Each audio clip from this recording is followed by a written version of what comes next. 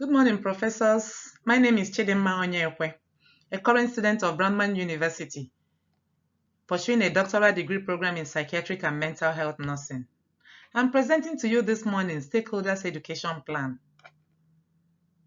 in partial fulfillment for the requirements for the course DNPU 706, Transforming Healthcare Through Outcomes Management. My project topic is Relieving Depressive Symptoms in Adults Through Psychotherapy and Exercises. My pick-up question is, in Hispanic adults aged 18 to 50 years who have depression, does the use of weekly meetings with pharmacological interventions versus the use of pharmacological interventions alone improve PHQ-9 scores by 1 point over a period of 3 months?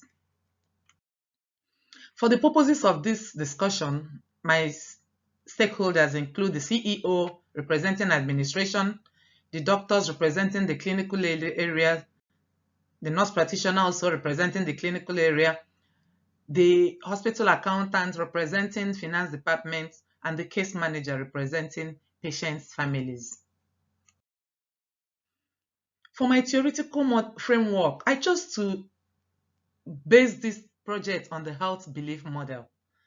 Health belief model is a health promotional theory that was developed in the 1950s and based on the assumption that people are more likely to participate in health promotion and disease prevention when 5 factors are present: perceived susceptibility, perceived severity, perceived benefits, perceived costs, and perceived barriers and motivation. It was utilized effectively in motivating people with chronic illnesses towards making favorable behavioral changes, such as exercises and conscious cognitive thinking. And depression is one of such chronic illnesses. Let's look at some important statistics about depression. Depression is the world's largest health problem and accounts for highest number of disability globally. 30,000 persons die of suicide annually. Over 90% of these suicides occur with episodes of untreated depression, and 70% of deaths from suicide are from untreated depression. In view of the above, you can agree with me that very effective treatment targeted at eliminating completely or reducing significantly the incidence of depression becomes very essential in the US.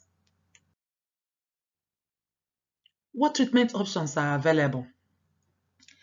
Statistics shows that 15 minutes of running in a day or 1 hour of walking, that's 60 minutes of walking in a day, effectively reduces incidence of depression by about 26%. You can agree with me that this is an awesome figure.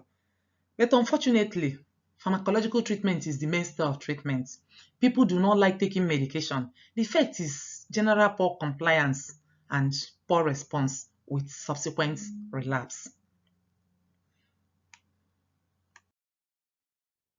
What can the stakeholders do to help? They can set up a monitoring and evaluation team to oversee the project, to ensure that everything is going according to stipulated guidelines. Adequate funding is very essential. This is a project that will take very little, but the benefit is something that keeps accruing and is a continuous thing. From the CBA analysis, which we will see in the next slide, you can see that very little is needed as an expenditure, but the profit is such a wide, the margin between the cost and the benefit is so wide that you will agree with me that this is a project that is worth undertaking. Let's take a look at the cost-benefit analysis. From the table, you can see that we need just 3 nurse practitioners, 3 psychiatrists, and a clerk for the staffing. The nurse practitioners will cost us like 10,800. This is for the 3 months period. Psychiatrists will cost us about 12,960, while the clerk will cost us about 1,080 for the 3 months period.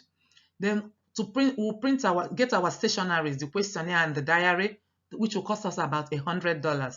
And then we need to undertake some pre-project training to make sure everything goes on well, and that should cost us about $1,000. Finally, with about miscellaneous, which we don't know what will come up. So we added $1,000 for miscellaneous expenditure. This brings the total cost to $26,940 for the 3 months period.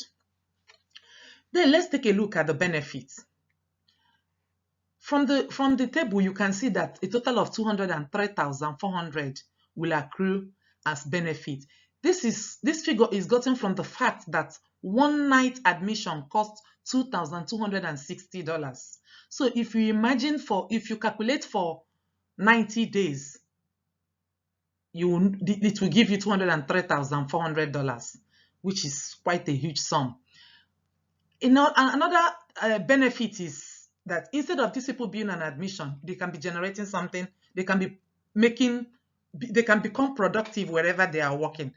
Harris in 2071 shows that small businesses generate about $100,000 per employee per annum. So for about a quarter of an annum, which is about that 90 days, each employee should be generating about $25,000. If we add this $25,000 to 203,400, we'll be getting $228,400 as the total benefit that will accrue. Now, if we subtract it from the expenditure, we have a net benefit of $201,460. You can agree with me that this is a project that is worth undertaking.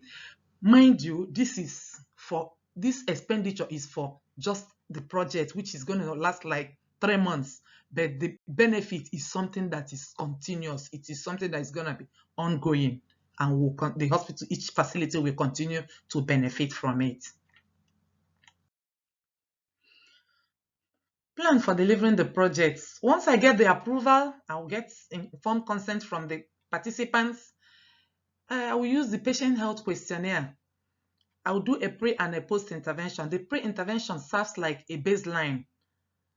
The questionnaire will be administered to them before the intervention. This acts as a yardstick for measurement when intervention has been administered.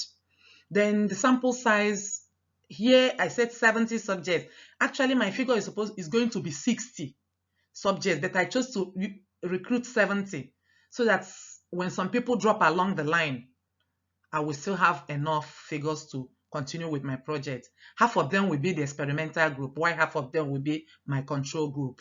Then I will use the Fitbit activity tracker to monitor their exercises, while my psychiatrist will administer the cognitive behavioral therapy. Thank you for listening. Any questions at this point, I'll be ready to take them. Once again, thank you for listening.